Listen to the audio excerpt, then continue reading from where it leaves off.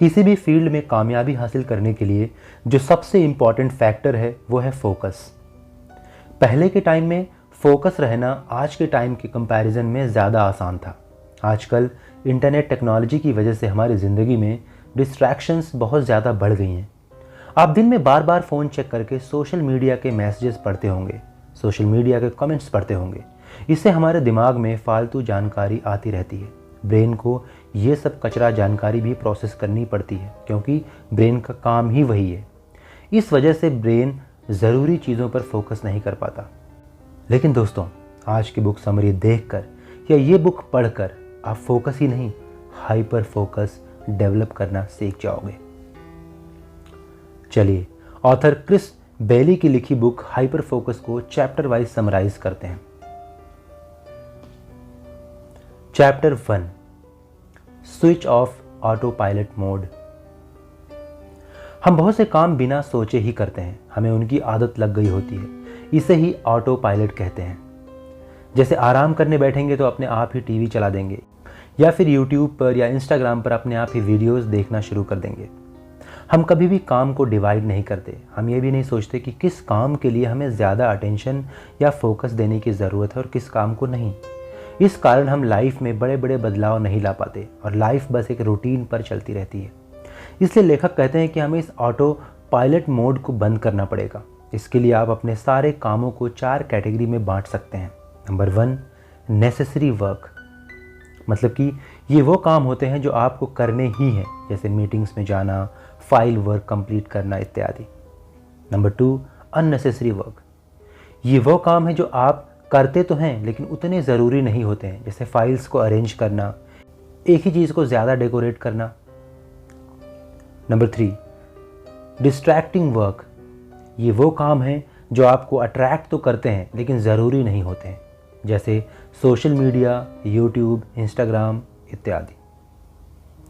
Number 4, purposeful work, ऐसे काम जिनमें आपको अपनी क्रिएटिविटी दिखाने का मौका मिलता है और जिन्हें करके आपको खुशी मिलती है, जैसे कोई कंटेंट बनाना, वीडियो एडिट करना, graphic designing, freelancing, novel writing, cricket खेलना या कोई भी आउटडोर गेम इत्यादि।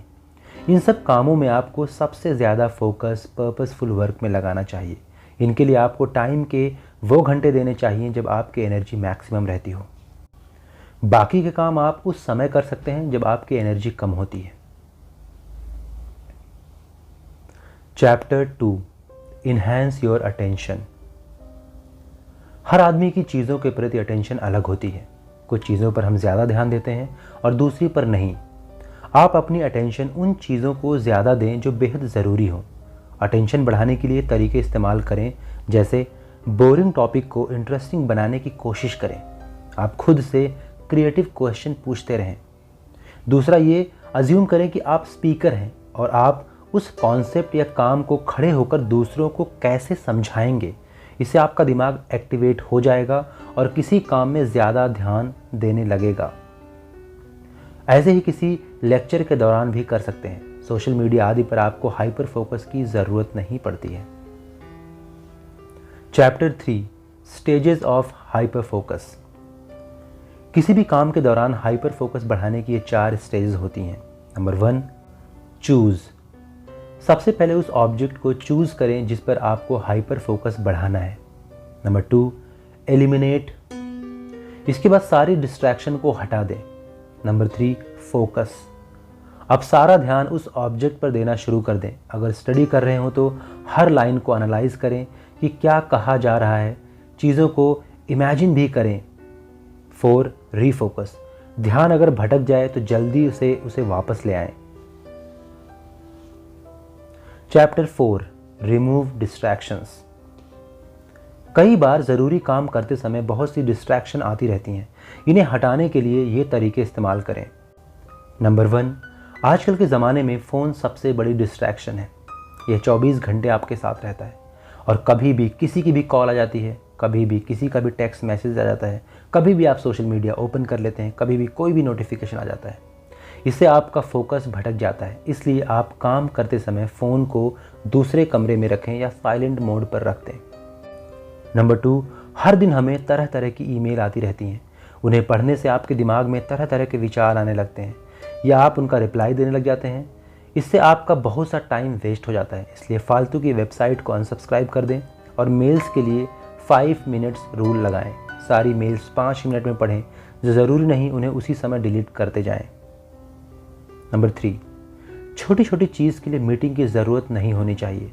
ऐसी मीटिंग्स ना खुद रखें और ना ही उनमें जाएं। इससे आपका बहुत सारा टाइम वेस्ट हो जाता है और अगर आप नहीं जाएंगे तो आप ढेर सारे टाइम और एनर्जी बचा पाएंगे और उसी एनर्जी, उसी टाइम को आप और ज़रूरी काम में लगा सकते हो। Chapter 5, hyper focus as habit. आपको अपना फोकस बढ़ाने की आदत बनानी पड़ेगी। हर दिन 3 कामों की लिस्ट बनाइए और उन पर पूरा फोकस देने की कोशिश कीजिए। जैसे 15 मिनट एक्सरसाइज करने का गोल बनाइए। इसके बाद आप हर डिस्ट्रैक्शन को हटा दीजिए और पूरा फोकस उस काम को दीजिए। इस बीच कोई भी कॉल मत लीजिए और काम को बीच में मत छोड़िए। ऐसे ही अगर कुछ लिखना हो तो पूरे फोकस से लिखिए। यह देखिए कि आपकी कंसंट्रेशन सबसे ज़्यादा कब होती है। कुछ लोगों का फोकस सुबह अच्छा होता है, ऐसे कुछ लोगों का फोकस रात को अच्छा होता है। तो अगर आपका फोकस सुबह अच्छा होता है तो आप जल्दी उठिए, सुबह अपना काम कीजिए। और अगर आप रात को अच्छा फोकस के साथ काम कर सकते हैं तो रात को अपना काम कीजिए। बहुत से राइटर्स हाइपर फोकस की मदद से ही बड़े बड़े नॉवेल्स लिख पाते हैं और साइंटिस्ट अपने आविष्कार कर पाते हैं। वे अपनी दुनिया में ही लीन होते हैं, क्योंकि दोस्तों से गप्पे हाँकने से भी आपकी एनर्जी बर्बाद होती है और आपके दिमाग में फालतू विचार भरते रहते हैं। इसलिए अगर कुछ क्रिएटिव करना है तो अकेले खुश रहना सीखिए। Chapter 6, scatter focus.